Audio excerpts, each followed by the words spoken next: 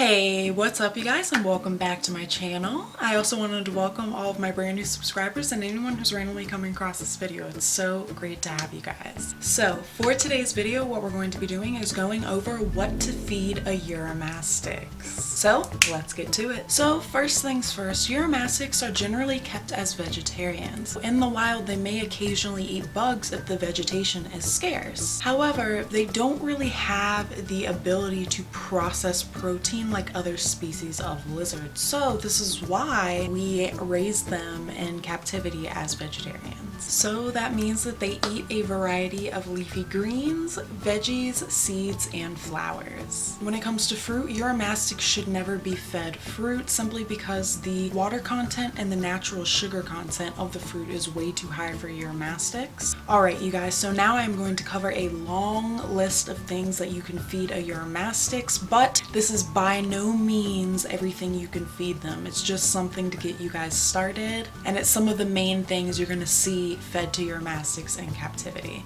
So the first section are staples, and this means that you can feed this to them every single day. And I'm gonna go through this really quickly. You can feed curly endive, which has moderate oxalates and high calcium, and it also has a pretty good natural water content as well. Escarole, alfalfa, and you want to feed the plant, not the sprouts, because the sprouts can actually upset their stomach. Cactus pad or cactus leaf, which is very high in calcium. Radicchio, prickly pear, which is also called cactus pear, and this is also high in calcium. And then you can also feed various forms of squash. Acorn squash, butternut squash, Hubbard squash, and spaghetti squash. And when it comes to the squashes, butternut squash and Hubbard squash are very high in fiber and vitamin A. And spaghetti squash is very high in calcium and fiber. Alright you guys, so that brings us to the second section, which is something you should feed rotationally, so about 1 to 2 times a week max. First one is collard greens, which is high in calcium and has moderate oxalates.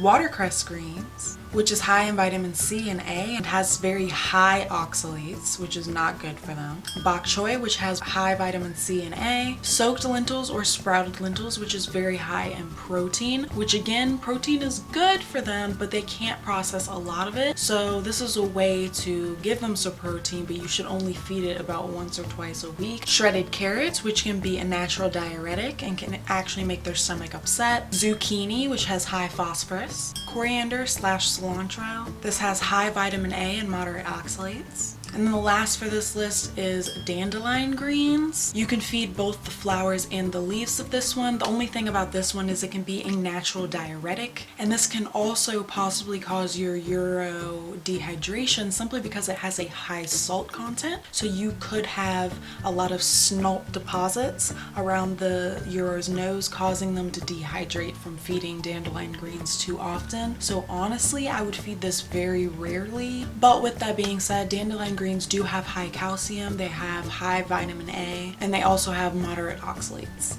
And that brings us to our third section, which is occasional, things that you only feed once or twice a month. The first one is shredded green beans, which is good for them, but again, it has a very high water content and can be a diuretic for them. Arugula, which has a very high salt content, and the same thing when it comes to dandelion greens, they can dehydrate your uro if you feed them too often. Green peas, snap peas, mustard greens, turnip greens, which you should only feed the leaves, nothing else about the turnip greens, just the leaves. And then finally, romaine lettuce, red and green. This is something I put on this list because it is okay to feed once or twice a month for uros that are dehydrated, because it does give quick hydration, but it has no nutritional value for them whatsoever. And that brings us to number 4, which is flowers. Uromastyx love edible flowers, and the general rule is that you can feed them any type of flowers that a human can eat. But keep in mind that Uromastyx love these. These are like candy for them. They shouldn't be fed more than 2 to 3 times a week max, but it is good to have as like a treat every now and then. So this is a short list of flowers that they can eat, but the list is by no means limited to this at all, okay? I'm just trying to give you guys ideas and a place to start. So pansies, violets, nasturtium, names. I don't know how you pronounce this, but that'll be right here.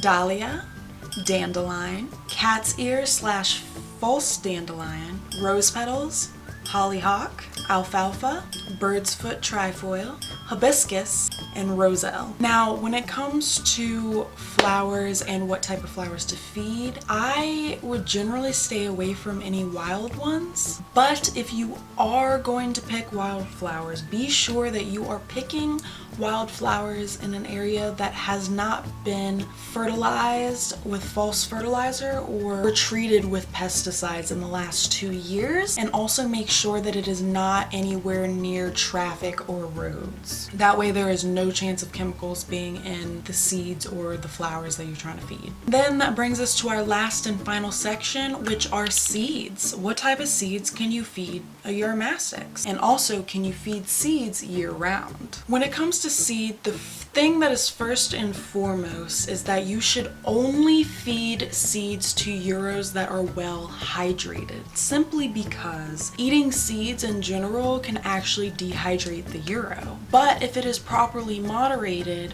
then you won't have this issue. Some keepers love to take a bowl of seeds and put it in the tank and then change it out every couple weeks as needed. And then there are other keepers with Uromastyx that say that their Uromastyx will only eat the seeds and not eat anything else, which is an issue. So honestly, I don't like either of these options. As the first one, you could have your Uromastyx run over that bowl of seeds with poo on them or something, and then they're eating seeds that have feces and all of this bacteria. You should always clean out what your Uromastyx has been fed daily.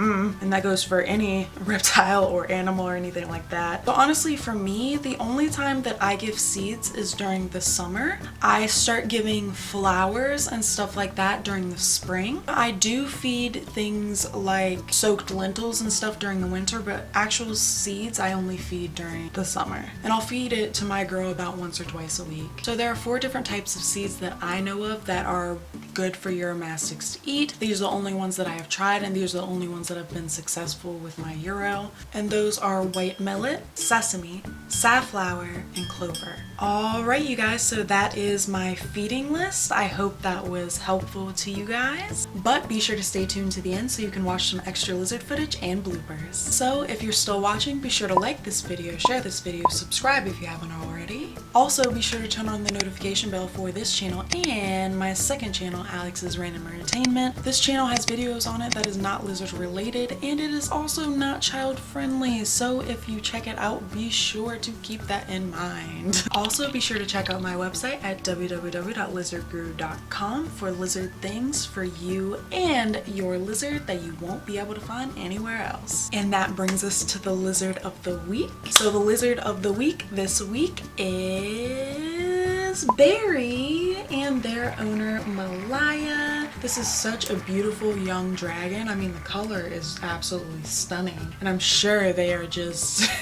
full of character. So congrats you two, and if you want your lizard to be the lizard of the week next week, be sure to send me those photos to my social media accounts. Alright you guys, so as always, from my family to yours, I hope you have a wonderful, wonderful week. But first, enjoy some extra lizard footage and bloopers. Mwah!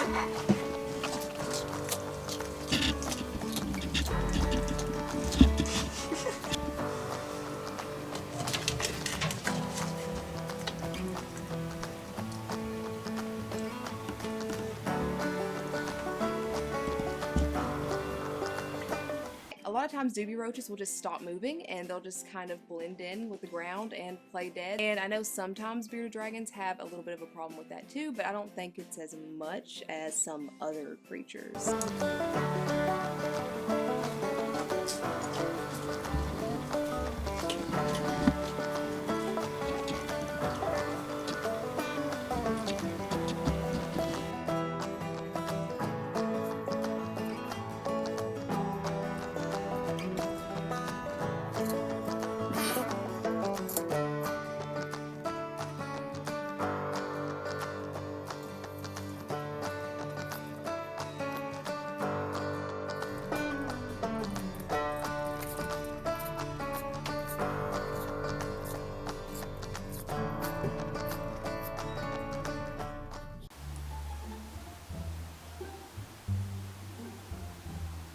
and those but be sure to stay to the end so you can watch some